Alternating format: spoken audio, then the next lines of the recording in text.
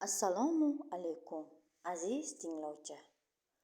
Bugun sizga sharq hikoyalaridan kasal bilan kar haqida bir hikoyani aytib beramiz. Kasal bilan kar. Anchadan beri kasal yotgan odamning bir kar qo'shnisi bor edi.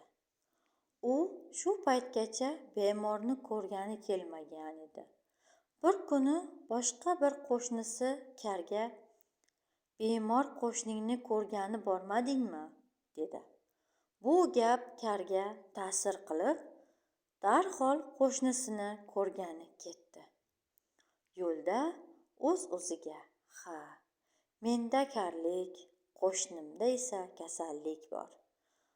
U sekin gapiradi, men esa hech eshitmayman. U bilan qanday gaplashaman?" deb o'ylardi. So'ngra kasalning gaplarini yuz ifodasidan bilib olaman dedi. Masalan, unga "Qandaysan?" deyman. U esa "Yaxshiman" deb tabassum qiladi. Men ham unga "Alhamdulillah, juda ham xursandman" deyman.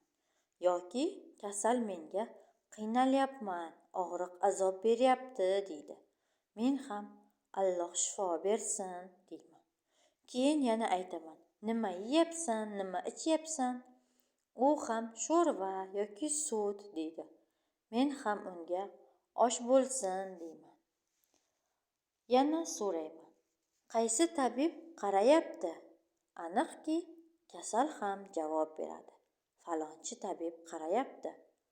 Men yana aytaman: "U tabib g'oyatda qo'li yengil, yaxshi davolaydi" deyman.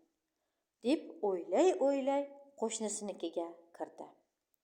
Yotog'ining bosh tomoniga yaqinlashib, kasalga salom berdi. "Qalaysan, qo'shnim?" dedi. Kasal og'ir qimirlab, tabassum qilib: "Kasalim og'ir, qo'shnijon, o'layapman" dedi. Kar bu gapni eshitmasdan uning tabassumiga qarab: "Oh, juda xursandman, Xudoga shukr" dedi.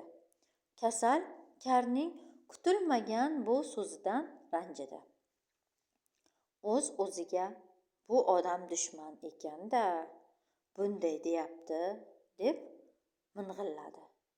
Shu payt kar xastaga yana dedi: "Nima yeb, nima ichayapsan?" Kasal g'azablanganidan: "Zahar yeb, zahar ichayapman" dedi.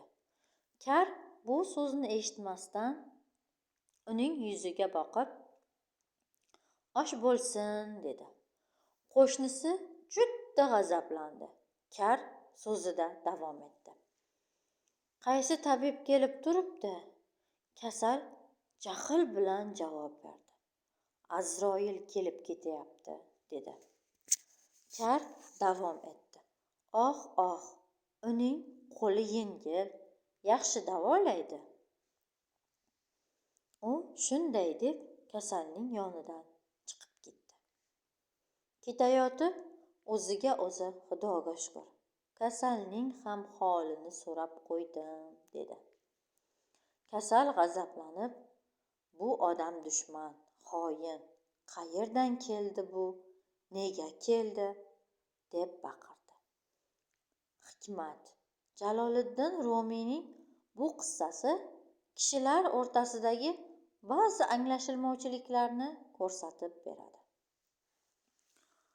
Odamlar bu dunyoning mashaqqati ostida ayni kasal odamga o'xshaydilar. Ba'zilar ilmdan, odob axloq va fazilatdan juda uzoq bo'lganlari tufayli mazkur hisobdagi nozik tuyg'ularni anglab, haqiqatni tushunib yetmaydigan karga o'xshaydilar. Ularning suhbatlari, hatto mehribonligi ham haqiqiy emas. Bunday kishilar har qanday gapni o'z tushunchasiga ko'ra anglab, shunga qarab sen bilan do'st yoki dushman bo'ladilar.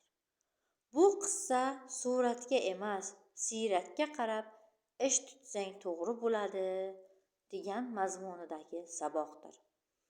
Chunki yaxshi tushunmagan so'zlar har ikki tomonni ranjitadi. Hikmatli so'z. Gapini yaxshi tushuntira olmagan kishi oxirida nadomat chekadi. Hikoya manzur bo'lsa videoga like bosing.